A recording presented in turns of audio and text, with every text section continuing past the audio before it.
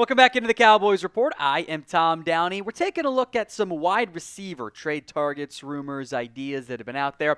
Of note, ESPN's Todd Archer specifically mentioned the Cowboys could trade for a wide receiver this offseason. Here's what Todd wrote. Where they find a receiver, or where will they find a receiver? They looked at the veterans available, but injury and cost dimmed their pursuit. A trade for one remains possible, as does draft one, perhaps even in the first round. We'll come back to that, specifically the trade side of it here. But do you think that wide receiver 2, opposite CeeDee Lamb, is the Cowboys' biggest need? Why for yes and for no? Go vote in the comments of today's show.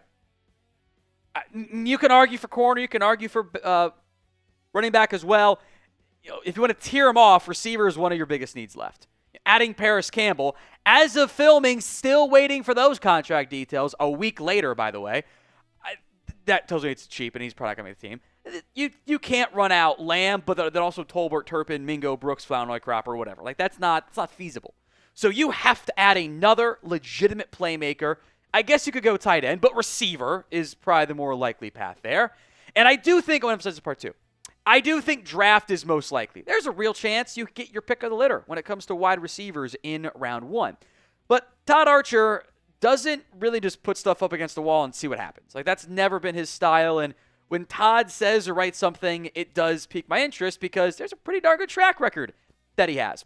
So I want to look here at some of the trade options in the wide receiver market. This includes both some of the big names and some of the more realistically available names. Now, the issue you run into is the big names might not actually be available, and the names that are available might not be very good for you. / you're kind of like, I don't need 5 Jonathan Mingos on my team. I already have 5 of those anyway. So I would argue it's kind of go big or go home, and the go home is take one in the draft. And it's also cheaper that way too, which I think does matter for this team. So what do you think is the percent chance that the Cowboys trade for a wide receiver? Let me know in the comments section of today's video. We'll make it the pinned comment. So if the ad happens to come here on YouTube, take advantage of it. Head down there and let me know. Percent chance the Cowboys trade for a wide receiver before the NFL season begins. First up, I want to discuss Tyreek Hill, in part because of the Micah Parsons Tyreek Hill photo that was very funny to me. I'm pretty sure it was at Micah's charity event. Very funny to see Dolphins fans think that means they're getting Micah, and Cowboys fans think that means they're getting Tyreek Hill. Some, I should say, fans of both there. Look, Tyreek Hill had requested a trade. The general vibe is, based on what Drew Rosenhaus, Hill's agent, has said, that those two sides have fixed their issues and that they're going to move forward together, at least for now. The contract is worth mentioning here. Tyreek Hill currently counts $28.3 million on the Dolphins' salary cap. They would lose cap space if they traded Tyreek Hill away. The new team's cap would be a little under $15 million, but they would owe almost $28 million in cash this year, $39 million on the cap next year, and then you'd have an additional $12.7 million in dead money if you were to trade for Hill. So it's just under 15, 39-ish, plus 12. So you could try to cut him.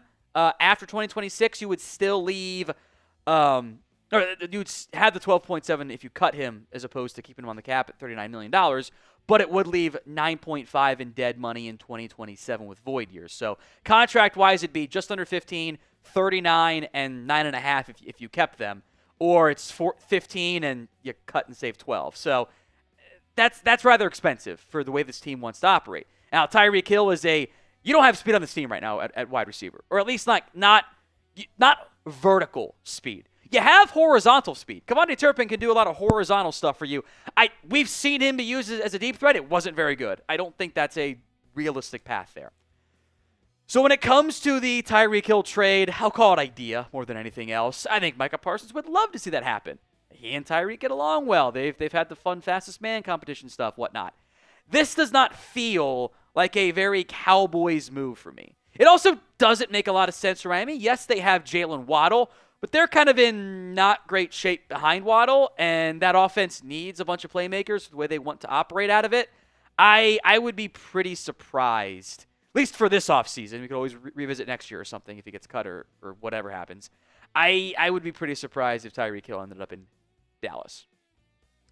Courtland Sutton is next up here. words. There's been some ideas. I've seen a lot of articles on this, different social media posts too, about the Cowboys trading for Courtland Sutton. The main pitch here is that you swap first-round picks with Denver, and you get Courtland Sutton in the process, and Denver goes to get a new number one receiver. Now, there are issues on both sides. First up, which, for the Cowboys, who we know how they operate, Sutton would get a new contract. Now, he went to SMU. This would be a homecoming. Maybe he'd give you a little bit of a discount. He is going to be 30. I would assume at minimum that contract is going to run $25 million per year. Maybe it's on a 3-year deal. Maybe it's on a 4-year deal. But that's going to cost you $25 million per year. I don't know if Dallas has any real interest in paying that amount of money, even for a player that fits really well as the wide receiver 2 and that big body outside option. The other issue is on Denver's side. They don't have good receivers. They're going to bank on Troy Franklin, Marvin Mims, and a rookie receiver. I would almost guess that they'd be better off adding another wideout. Maybe they don't want to go down that path. Maybe they don't want to spend a premium pick if they have Sutton still. But I would be surprised. It's very, very rare you see a team with a young, hopeful franchise quarterback just get rid of their best playmaker on offense. That doesn't ever really happen. Even if you're going to get somebody, that's not really a move you see made very often. And look, Sutton's production wasn't great in 2021 and 22 and 23, but go figure. The second they get a better quarterback in there that can actually throw it with some accuracy, all of a sudden, he's putting up a 1,000-yard season. Turns out Bo Nix was better for Sutton than he was with Russell Wilson. The touchdowns, by the way, have been very nice the past 2 years. He does give you that big body outside threat. Some other receivers that, maybe don't get your hopes up for here. Michael Pittman, Garrett Wilson, A.J. Brown. I've seen Patriots fans think they're going to get A.J. Brown. I don't get it. The Colts, I just paid Pittman. And Garrett Wilson is, I think, the Jets' long-term receiver 1. Plus, Rodgers is gone, and that was the issue with Wilson and New York. Today's show is made possible by Prize Picks. It is the best place to get real money sports action. With over 10 million members and billions of dollars in awarded winnings, Prize Picks has made daily fantasy sports accessible to all. You pick more or less on at least 2 players for a shot to win up to 1,000 times your cash. Run your game all season long on Prize Picks. It's available in more than 30 states, including California, Texas, Georgia, and Georgia, I should say, excuse me. Prize Picks, it's not just football, not just baseball. They've also got basketball going on with March upon us as well. Here's one of the Prize Picks slates my boy Jack Lottery cooked up. You got Clifford O. I'm not going to botch the pronunciation there. More than 7.5 points. Mark Sears, more than 14.5. And then Jaden Akins, less than 17.5 points, boards, and assists.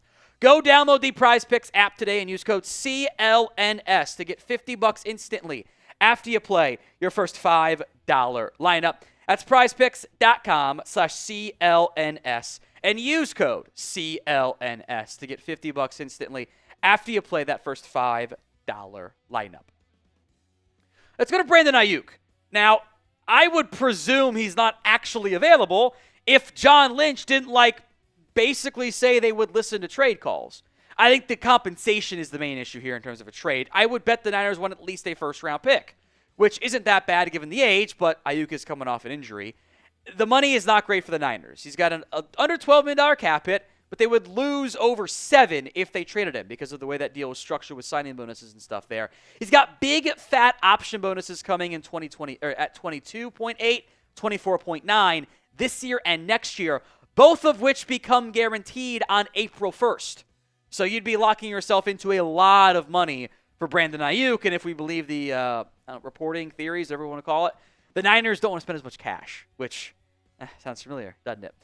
Aiyuk is very cheap for 2 years if he's traded. $6.6 million this year, $11.6 next year, then giant jumps to over 37 and over 39, plus a void year in 2029. But that'd be an aggressive move if the Cowboys wanted to go pursue Brandon Aiyuk.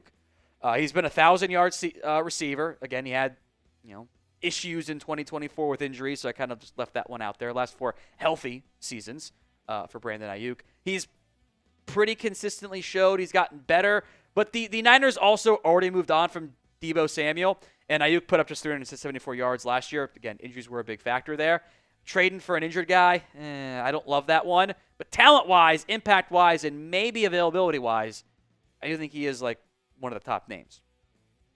Then there's George Pickens. Look, there's been rumblings even before the DK Metcalf trade that Pittsburgh could shop Pickens. The issue you run into from the Cowboys side is if you go get him, it's because the team is mad at him.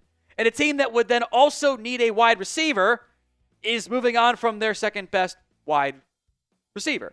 Pickens does fit that vertical, outside, physical receiver. He's much more physical than DK Metcalf. Metcalf's much faster. I think they could work together in Pittsburgh, by the way. But Pickens just checks himself out of games. He just he is at times a very frustrating player to watch. Even though he's been good over the course of his NFL career, he's just averaging just under 1,000 yards per season.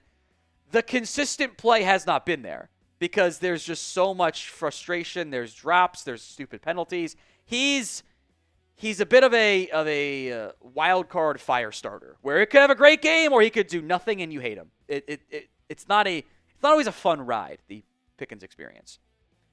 Now, do you even want to trade for a wide receiver or do you just want to draft somebody? T for you do want to trade for somebody. P for pass. Let me know in the comments of today's video. We'll go rapid fire on some names I do think are available, but do they actually fix your hole? John Mechie, the Texans wide receiver, has put up, a couple hundred yards the past 2 seasons. Former highly touted pick coming out of Alabama, missed, 2022. Texans have added receivers. I worry this isn't too much of the Jonathan Mingo of the buy low on a former early-ish round pick. Buying even lower would be Treylon Burks, who might end up getting cut because this is terrible.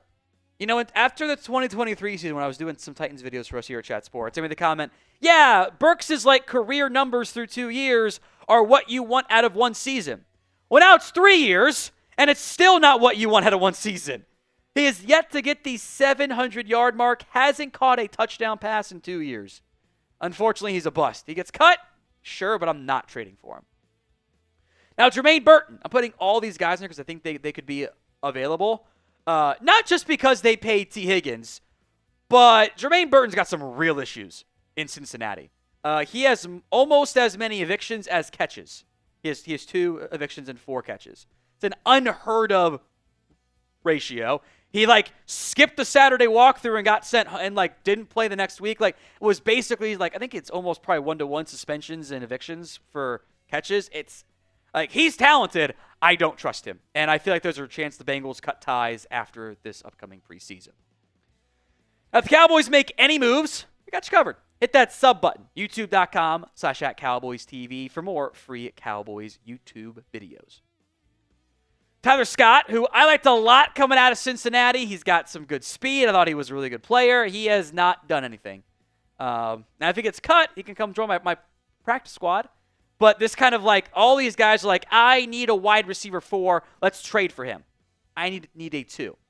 Another multiple Cowboys analyst fan was Sky Moore. Man, I do get worried if you can't produce with Patrick Mahomes. Can you produce with anybody? He has kind of seen his production dip. Did have a touchdown at least, I guess, in 2023, but I don't trust the lack of impact from Sky Moore. And then there's Jalen Hyatt, who does bring you speed on the outside, and that's kind of it. He has not been and wasn't an offense allowed to maximize that speed. The Tennessee offense does not prepare you for life in the NFL. I think Hyatt struggled with that with his route running and everything. But so far, he's a speedy threat that hasn't produced, and that, again, doesn't really fill my wide receiver 2 need.